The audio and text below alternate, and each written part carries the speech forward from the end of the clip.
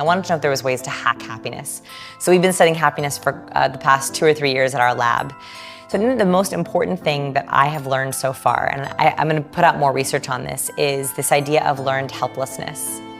So there's this horrible study. It was done by Martin Seligman. It's horrible. Can I share it? Yeah, okay. I know the study well. Okay, yeah. So this study took dogs, and it put the dogs into a cage with a mat that just very lightly shocked them.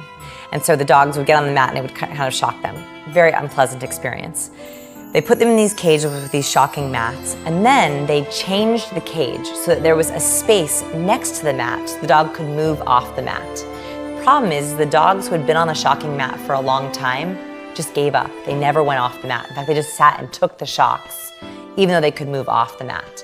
Whereas the dogs that didn't ever see the mat before immediately jumped off the mat and went to the place that didn't get the shocks.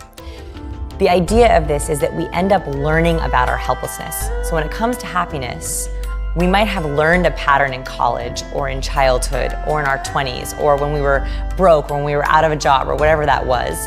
And even though the mat's not there anymore, even though the shocks aren't there anymore, we stay in the same position because that's how we've always learned to be. And so when it comes to happiness, way more than personality, way more than decoding people, I think that we can absolutely change our entire happiness orientation.